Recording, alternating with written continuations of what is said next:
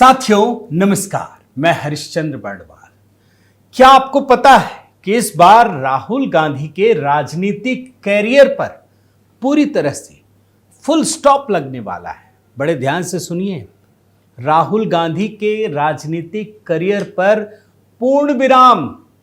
वायनाड में वो भी दोस्तों, वायनाड के जरिए उनके पूरे पॉलिटिकल करियर पर, क्योंकि वायनाड में भी दोस्तों राहुल गांधी चौतरफा फंस चुके हैं और उनकी हार पूरी तरह से निश्चित मानी जा रही है। और राहुल गांधी के बारे में एक बात आपको समझ लीजिए, मैं बताना चाहता हूं कि इस बार वो भाजपा ही नहीं बल्कि left party, Republican party of India के चक्रव्यूह में फंसे हुए हैं।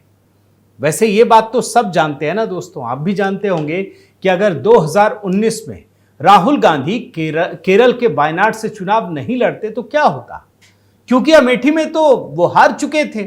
उसके बाद तो उनका रास्ता वैसे भी रुक जाता या फिर राज्यसभा जाना पड़ता। मगर इस बार यकीन मानिए, वायनाड में वही होने जा रहा है दोस्तों जो 2019 में अमेठी में राहुल गांधी के साथ हुआ। और इस बार एक पार्टी नहीं है, कई सारी पार्टियां हैं। आपको एक एक करके सभी पार्टियों की रणनीति के बारे में बताता हूं, पूरा विश्लेषण, वायनाड का कैलकुलेशन और कौन कौन सी पार्टियां हैं, कितना वोट, कितना प्रतिशत, क्या गणित है, वो सब कुछ समझाऊंगा। लेकिन भाजपा से पहले, क्योंकि इस बार राहुल गांधी के खिलाफ भारतीय जनता पार्टी ने अपने केरल प्रदेश के अध्यक्ष के सुरेंद्रन को मैदान में उतारा है और एलडीएफ यानी लेफ्ट वाला जो गठबंधन है उसने सीपीआई के महासचिव डी राजा की पत्नी एनी राजा को उम्मीदवार बनाया है। आप समझ रहे हैं, इसका मतलब है किसी ने हल्के में नहीं लिया है। भाजपा अपना प्रदेश अध्यक्ष उतार दे और एनी राजा जो लेफ्ट के इतने बड़े नेता, उनकी पत्नी, यानी आप मानकर चलिए दोस्तों कि राहुल गांधी त्रिकोणीय मुकाबले में बुरी तरह से फंस गए हैं। भाजपा के प्रदेश अध्यक्ष और वायनाड से उम्मीदवार के सुरेंद्रन ने ऐलान कर दिया है कि राहुल गांधी का वायनाड में वही हाल होगा जो अमेठी में हुआ था। क्योंकि याद कीजिए, अमेठी भी तो कांग्रेस के लिए सेफ सीट मानी जाती थी ना। लेकिन 2019 में क्या हुआ, राहुल गांधी की जबरदस्त हार हुई। और उसी तरीके से ये जो कांग्रेसी सोच रहे हैं ना कि वायनाड बड़ी सेफ सीट है, लेकिन इस बार ये सीट भी दोस्तों राहुल गांधी के लिए सेफ नहीं है। क्यों जानते हैं? कुछ इसके किस्से बताता हूं। वायनाड उत्तर केरल में लोकसभा की सीट है और के सुरेंद्रन को उत्तर केरल का दिग्गज नेता माना जाता है। याद कीजिए 2018 में जब सबरीमाला को लेकर विरोध प्रदर्शन हुआ था और जो आंदोलन हुआ था, उस आंदोलन की अगुवाई के सुरेंद्रन ने ही की थी। और इसी के बाद 2020 में जब भाजपा को यह फायर ब्रांड नेता मिला तो उन्हें प्रदेश में भाजपा का अध्यक्ष बना दिया गया। और इतना ही नहीं, वायनाड से सीधे मोदी जी का भी जुड़ाव है, मोदी सरकार का। कैसे जानते हैं? वायनाड दोस्तों केरल राज्य का एकमात्र ऐसा जिला है जो एस्पिरेशनल डिस्ट्रिक्ट्स प्रोग्राम्स में शामिल है। एस्पिरेशनल डिस्ट्रिक्ट प्रोग्राम, और इसे जनवरी 2018 में प्रधानमंत्री मोदी ने शुरू किया था। जी हां, बड़े ध्यान से सुनिए, जब राहुल गांधी चुनाव लड़ रहे होंगे ना, उससे पहले ही ये योजना शुरू कर दी गई थी और वायनाड भी उसमें शामिल था दोस्तों। यानी कह सकते हैं कि राहुल गांधी जिस डाली को काट रहे थे उसी में बैठ गए। और वायनाड की यह कहानी इसलिए विशेष है, बड़े ध्यान से सुनिए, क्योंकि वायनाड को एस्पिरेशनल डिस्ट्रिक्ट प्रोग्राम के तहत लाने का एक खास महत्व होता है। यह योजना सीधे नीति आयोग की देखरेख में चलता है। नीति आयोग का अध्यक्ष पीएम ही होता है। इस योजना के तहत दोस्तों जिले की मूलभूत जरूरतों जैसे स्वास्थ्य व पोषण, शिक्षा, कृषि, जल संसाधन, कौशल विकास, ढांचागत निर्माण का तेजी से विकास किया जाता है। और केंद्र सरकार की ये योजना है और इस योजना का परिणाम है कि वायनाड जिला इस योजना के तहत जो 112 जिले हैं एस्पिरेशनल डिस्ट्रिक्ट में, उसमें वायनाड नंबर 1 पर है। और नीति आयोग वायनाड को दोस्तों विशेष आर्थिक पैकेज भी देता है। यानी जहां एक तरफ केंद्र सरकार की योजनाओं से वायनाड का तेजी से विकास हो रहा है, वहीं राहुल गांधी केवल समय समय पर एक टूरिस्ट की तरह वायनाड पहुंचते हैं। राहुल गांधी पर यही आरोप तो अमेठी में भी लगता था ना, वहां की भी तो जनता कहती थी कि ये तो टूरिस्ट है, टूरिस्ट की तरह आते हैं चले जाते हैं। और वायनाड में भी यही माहौल बन चुका है दोस्तों। वहां के लोग अब कहने लगे हैं कि राहुल गांधी एक टूरिस्ट हैं, टूरिस्ट की तरह आते हैं और चले जाते हैं। और वायनाड में मैं थोड़ा भाजपा का भी आपको गणित बताता हूं। 2009 में भाजपा को यहां 4% से कम मत मिले थे, लेकिन 2014 में ये दोगुना से अधिक बढ़कर 9% तक पहुंच गया। अब 2019 के बारे में बता दूं, इस सीट पर भाजपा नहीं लड़ी, बल्कि सहयोगी दल भारत धर्म जन सेना ने चुनाव लड़ा था। लेकिन इस बार भाजपा ने कोई कसर बाकी नहीं रखी। अपने ही प्रदेश अध्यक्ष के सुरेंद्रन को खड़ा करके भाजपा ने वायनाड में एक बड़ा खेल कर दिया है। और बड़ा खेल क्यों कह रहा हूं यह भी बता देता हूं। ऐसा नहीं कि सिर्फ प्रदेश अध्यक्ष बन गए एक वो से के सुरेंद्रन का मैं आपको रिकॉर्ड बताता हूं दोस्तों। वो जब भी जहां भी लड़ते हैं भाजपा के मतों में तेजी से इजाफा करते हैं। 2019 में भाजपा ने के सुरेंद्रन को पथाना मथिट्टा से उम्मीदवार बनाया था, और जब परिणाम आए तो पता है क्या हुआ? भाजपा को करीब 28.97% यानी करीब 29% मत मिले, जबकि 2014 में ये प्रतिशत दोस्तों 17.4 ही था। कितना बढ़ गया आप सोचिए, 29 और 17.4।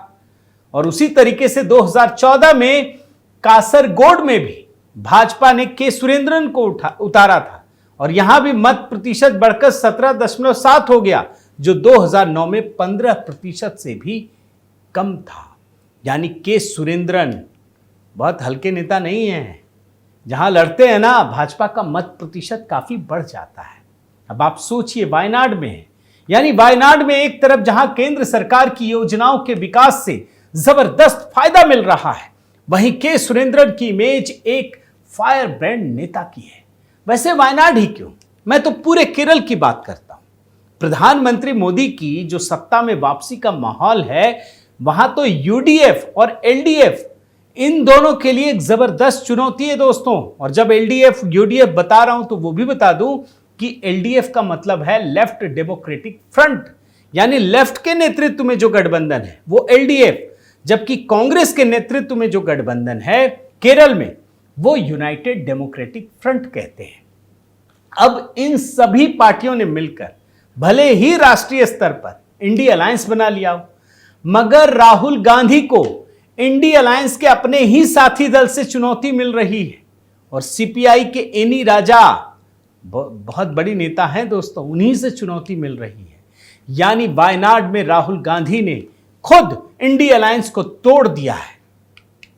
आप समझिए, जो ये माहौल बना रहे हैं ना बाहर निकल करके कि हम सब साथ हैं, देख लीजिए केरल में क्या हो रहा है, और वो भी राहुल गांधी की सीट पर।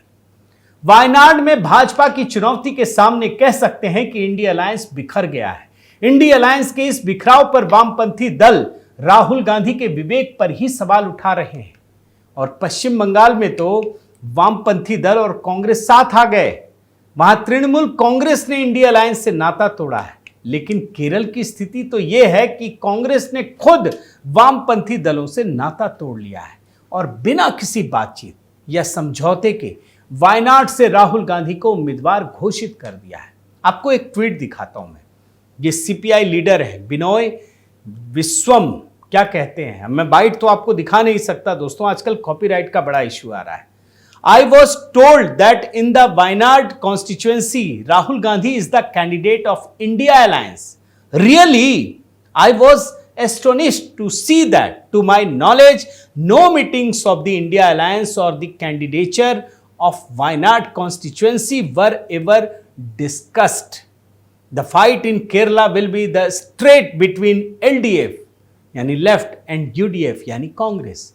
In such a situation, those people in the Congress should have moral duty to explain to the people what authority they have to announce that Rahul Gandhi is the candidate of the India Alliance.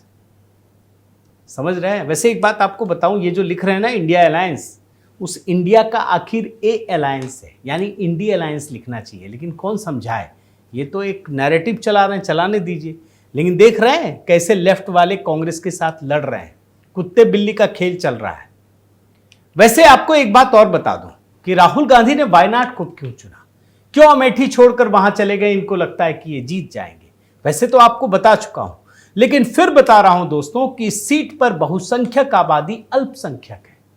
यहां पर मुस्लिमों की आबादी 45% है, जबकि हिंदुओं की आबादी महज 41% और इसके अलावा 13% आबादी क्रिश्चियन की है, यानी हिंदुओं से ज्यादा मुस्लिम है।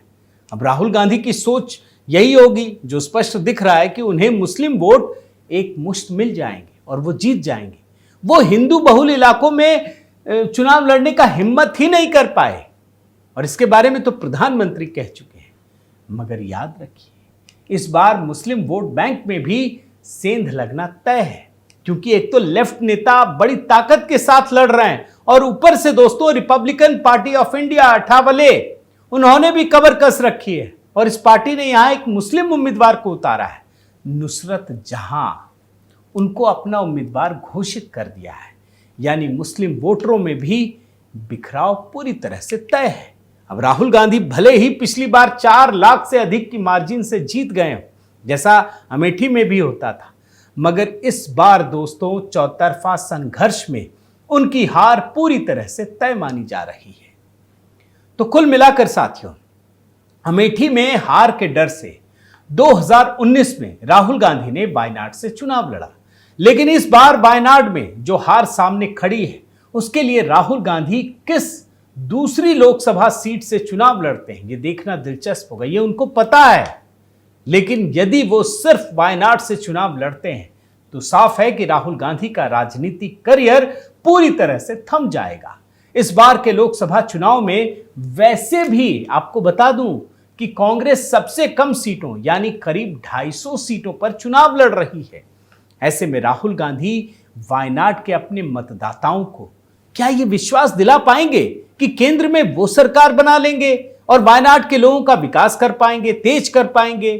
क्योंकि इस बार के लोकसभा चुनाव का परिणाम ये बताएगा दोस्तों कि राहुल गांधी की रणनीति ने कांग्रेस को किस हद तक हाशिए पर ला दिया है। और इसीलिए मैंने ये कहा कि वायनाड से भी इस बार राहुल गांधी का जीतना बेहद मुश्किल है, बल्कि अगर मैं कह सकूं कि वो हार जाएंगे तो इसमें कोई अतिशयोक्ति नहीं होगी। बहुत बहुत धन्यवाद।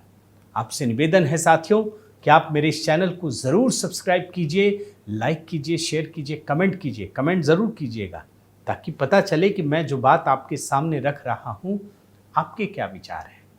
और बाकी आप बेल आइकन भी प्रेस करना मत भूलिएगा। अपना सहयोग और प्रेम बनाए रखिए दोस्तों। बहुत बहुत धन्यवाद। जय सिया राम।